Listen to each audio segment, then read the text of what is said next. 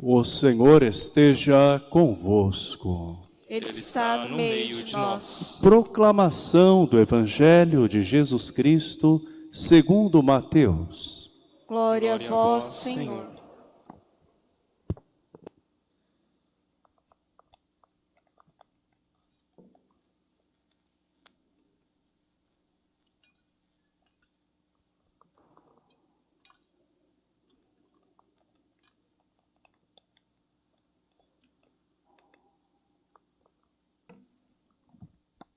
Naquele tempo, Jesus foi à região de Cesareia de Filipe e ali perguntou aos seus discípulos: quem dizem os homens ser o Filho do Homem? Eles responderam: alguns dizem que é João Batista, outros que é Elias, outros ainda que é Jeremias ou algum dos profetas. Então Jesus lhes perguntou: e vós, quem dizeis que eu sou? Simão Pedro respondeu: tu és o Messias, o Filho do Deus vivo. Respondendo, Jesus lhe disse: feliz és tu, Simão, filho de Jonas, porque não foi um ser humano que te revelou isso, mas o meu Pai que está nos céus. Por isso, eu te digo que tu és Pedro, e sobre esta pedra construirei a minha igreja, e o poder do inferno nunca poderá vencê-la. Eu te darei as chaves do reino dos céus. Tudo o que tu ligares na terra será ligado nos céus. Tudo o que tu desligares na terra será desligado nos céus. Palavra da salvação. Glória a vós, Senhor. E que as palavras do Santo Evangelho perdoem os nossos pecados. Amém.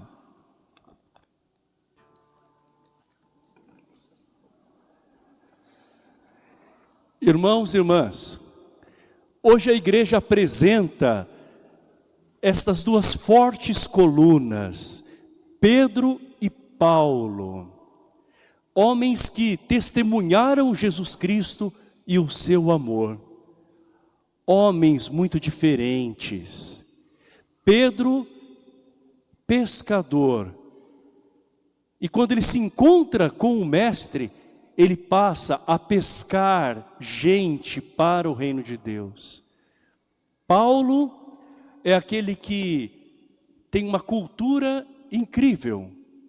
E ele usa desse dom para alcançar as pessoas, ir mais longe, inclusive resgatando aqueles que precisam ser aproximados da vida de fé em Jesus. Pedro é o discípulo, o primeiro, inclusive o primeiro Papa. E Paulo é o primeiro missionário, é aquele que leva o Evangelho a todas as gentes, a todos os povos conhecidos na sua época. Pedro é aquele que recebeu a missão de ser guardião da fé, arrebanhando o rebanho do Senhor. Já Paulo é aquele que tem o carisma de espalhar a boa notícia de Jesus Cristo pelo mundo afora. São vocações e missões diferentes, mas complementares. E nós vemos na história destes dois homens, embora sejam pessoas distintas, algo que pode ser considerado comum a eles, que é o amor não apenas a Jesus Cristo, mas a sua igreja. Veja bem, ambos foram escolhidos, mas isso não fez desaparecer deles o temperamento que eles tinham e nem mesmo os seus limites. Jesus vai lapidando estes homens. Pedro conhece Jesus enquanto ele está caminhando sobre esta terra. Já Paulo vai ter um encontro com Jesus depois que o Senhor morre e ressuscita. E nós vemos que estes homens não foram perfeitos, porém eles se deixaram santificar por Jesus Cristo. Vejamos como eles chegaram a agir num dado momento.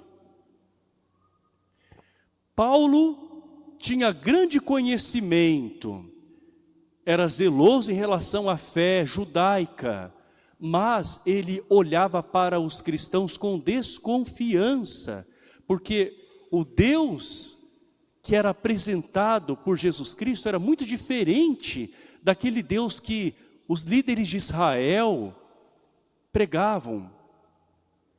Então ele começa agora a combater os cristãos como se eles fossem uma seita, capturando-os e entregando-os à morte. Muitos cristãos morreram por conta daquilo que parecia o zelo de Paulo, mas na verdade era a arrogância dele, o seu fanatismo que o cegaram. Usando-se da fé, mas fazendo uma interpretação completamente errônea de Deus. E quando Paulo está prestes a caçar cristãos, no meio do caminho uma forte luz vem do alto e agora ilumina a sua consciência. E uma voz diz: Saulo, Saulo, por que me persegues? Porque antes dele chamar Paulo, o seu nome era Saulo. Sabe o que significa o nome Saulo? Grande. E Paulo é o oposto, pequeno. E Jesus diz: Saulo, Saulo.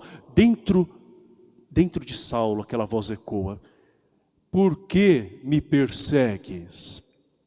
Naquele instante, Paulo cai em si e se dá conta de que perseguindo aquelas pessoas ele está se opondo ao próprio Deus e ao plano de Deus.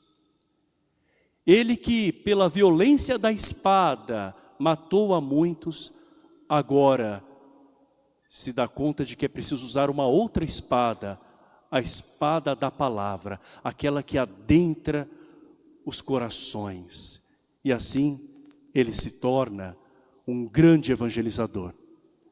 Já Pedro é aquele que está ao lado do mestre. E ele é um tanto intempestivo, mas também é um homem resistente, um homem firme. Por isso que o Senhor o escolhe para ser o líder do grupo dos 12 e da igreja. Mas quando Jesus está prestes a ser preso e condenado, na hora em que os soldados o cercam, Pedro, para defender Jesus, tira uma faca e se lança contra um dos soldados. O que Jesus diz? Pedro, abaixa esta faca e guarda, porque é preciso que o Filho do Homem passe por tudo isso. Quem é o Filho do Homem? É o próprio Jesus que se fez homem.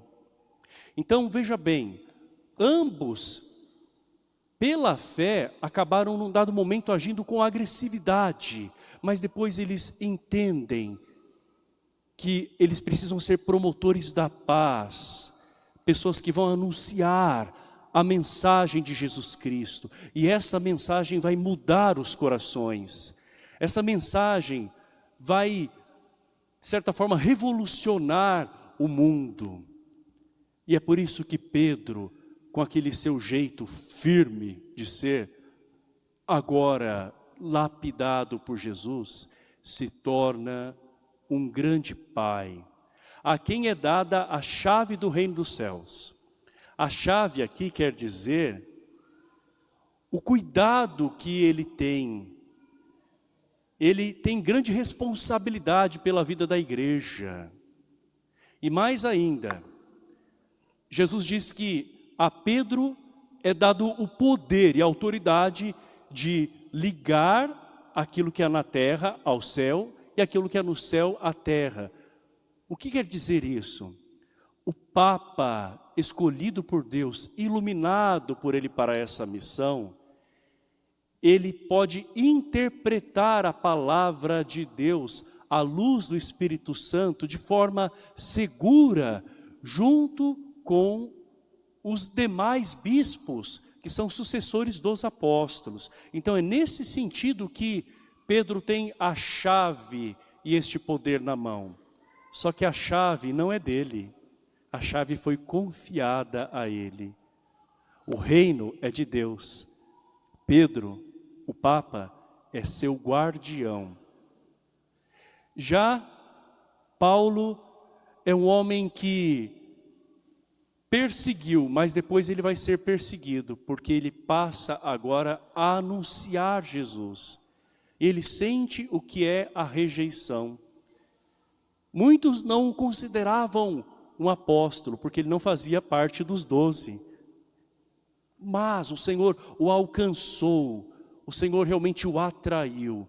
E o que então Paulo faz? Ele não fica apenas com um grupo de pessoas seletas, né, entre os judeus, a quem Deus falou por primeiro. Ele vai mais adiante, ele vai aos pagãos.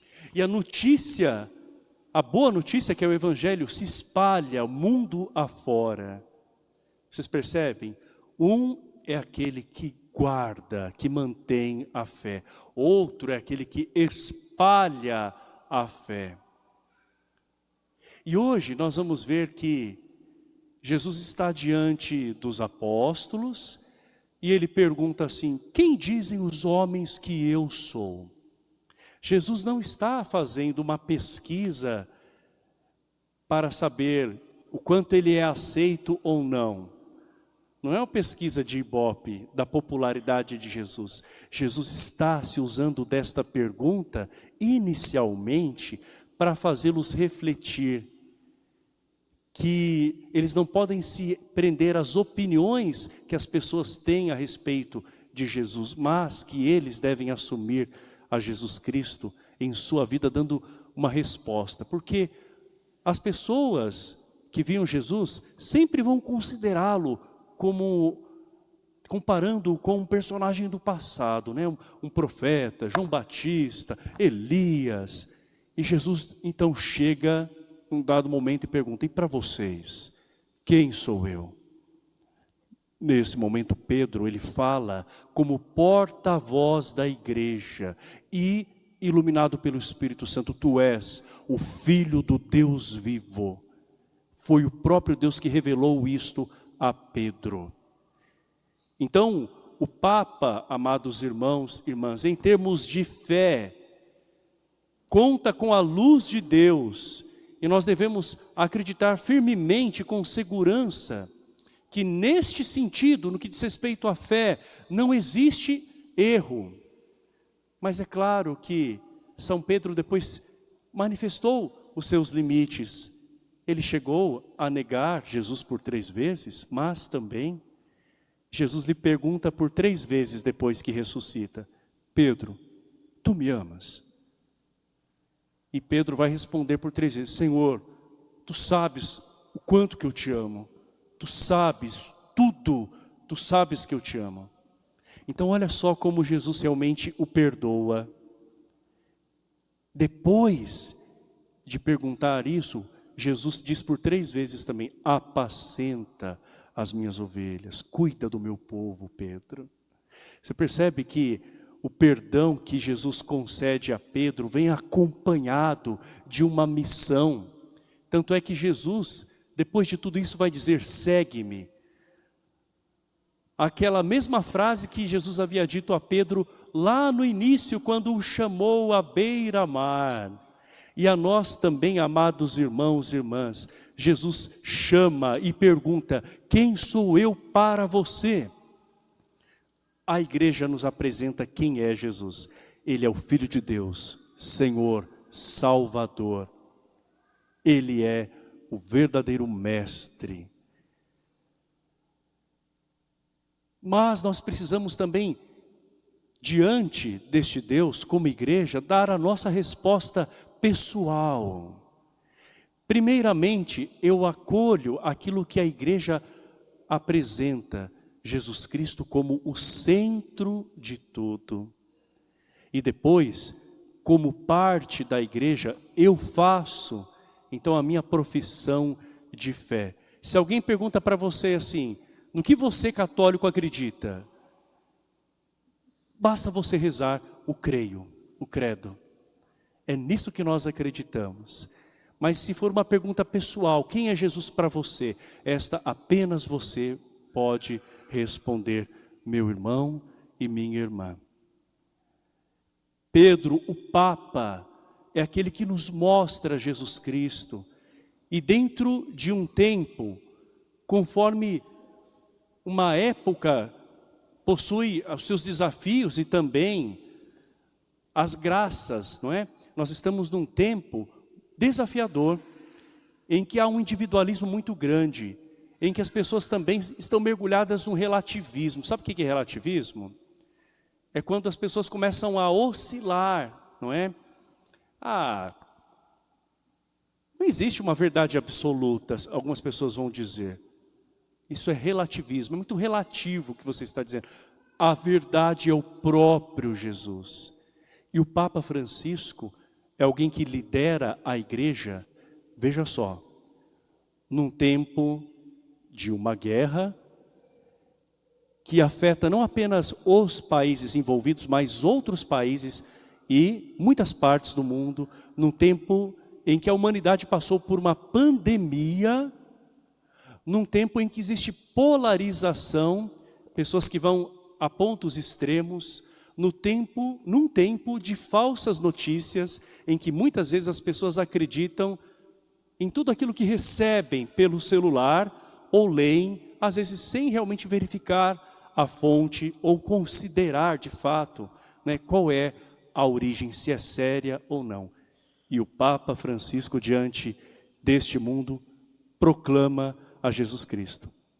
Cada Papa assume para si não apenas o nome de um grande santo, mas também assume o estilo de vida e as virtudes daquele santo. E o Papa Francisco se inspira em Francisco de Assis, um santo tão amado por todos nós, admirado, mas que na sua época viveu momentos dificílimos, porque foi incompreendido.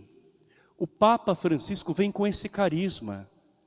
Se nós admiramos e somos devotos de São Francisco, como não ver no Papa Francisco essa atitude, primeiro de Jesus e também de São Francisco?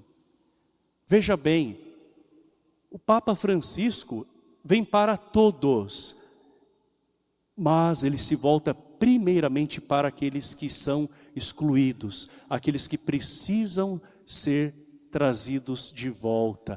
Como Paulo, ele vai nas suas viagens incansáveis pelo mundo e também pela TV e pela internet ele anuncia a todos. O Papa Francisco visitou primeiramente os países em desenvolvimento, aqueles que por vezes são esquecidos, para mostrar que a igreja não abandona e não se esquece de ninguém. O Papa Francisco fala com ricos e pobres e mostra-se acessível como um pai. E talvez por isso que muitos também não o compreendam e tentam limitá-lo a uma visão muito reduzida. E nesta hora, muitos católicos vão dizer assim: ah, mas o Papa recebeu fulano, beltrano. O Papa recebe a todos, personalidades do mundo inteiro que se aproximem dele. Então nós precisamos ver o Papa realmente como este sinal de unidade. Não quer dizer que o Papa concorde com todos aqueles que se aproximam, mas ele é representante da igreja, além de ser um líder de Estado, e ele é como Paulo e Pedro, que deve alcançar a todos e deixar a mensagem do Evangelho. O Papa Francisco, inspirado em São Francisco de Assis, nos chamou a atenção para a questão da criação, do meio ambiente, os cuidados que nós devemos ter com a casa comum que é o planeta no qual nós estamos, pensando nas gerações futuras. E ele recebe muitas críticas de pessoas que dizem assim: ah, mas o Papa Francisco se preocupou mais com a Amazônia, com o mato, do que com gente, com a defesa da vida. Meu irmão e minha irmã, o Papa nos traz, como São Francisco, esta visão de que nós estamos interligados com toda a criação. Então, se a natureza é ferida, depois isso tem as consequências sobre a humanidade. O Papa Francisco fala de coisas muito profundas, mas ao mesmo tempo de maneira muito simples e acessível a todas as pessoas. E é por isso que talvez alguns que monopolizam o discurso religioso não querem aceitá-lo, justamente porque ele vem para todos e torna o Evangelho próximo de todos. Tenhamos respeito pelo nosso Papa, seguindo a Jesus Cristo e sabendo que se nós não acolhemos o Papa, não consideramos a sua palavra como homem inspirado por Deus, gente, se a gente tira isso, o que a gente vira? Uma seita. Não, nós somos uma igreja em comunhão e nós queremos muito mais do que olhar para interpretações a respeito do Papa, que são muito mais próprios da mídia ou de pessoas da internet, associá-lo a tudo aquilo que Jesus fez e os próprios santos fizeram. Do contrário, irmãos e irmãs, nós caímos num grande erro, como infelizmente hoje nós vemos. O Papa diz que é o Evangelho que deve sobressair. E ele diz que a igreja não é nem de direita e nem de esquerda. A igreja segue o Evangelho. As associações que às vezes são feitas são por parte de pessoas. O valorizar a família e defender a família não é simplesmente dentro da igreja de direita. Isto é Evangelho, é projeto de Deus. O trazer todas as pessoas e valorizá-las, resgatá-las, chegar até elas, independente da sua condição, isso não é de esquerda, isso é Evangelho. O fato de voltar-se para os pobres, isso na igreja não pode ser associado à esquerda, isto é Evangelho. O fato de nós guardarmos as tradições e sermos também fiéis, não é? A fé não é de direita, é o Evangelho. Você percebe, amado irmão? Não fiquemos com uma metade apenas, não é, das visões, e cada um pode ter, não é, a sua escolha, mas desde que veja Jesus Cristo como inteiro e também veja a igreja como o plano de Deus, sem partidarismos. Do contrário, nós vamos ficar com meias verdades. A mesma igreja que denuncia o aborto, que é um crime terrível, também denuncia a tortura e denuncia a pena de morte. A mesma igreja que acolhe a vida desde o início, é aquela que vai acolher também a vida no momento mais difícil, quando as pessoas precisam ser curadas, resgatadas, trazidas para perto para que haja possibilidade de conversão. Este é o nosso Senhor Jesus Cristo. Esta é a igreja e é esta a missão da igreja. Seguir as palavras de Cristo, seguir o Evangelho e viver a comunhão que é sonhada por Deus. Creio em Deus Pai, Todo-Poderoso.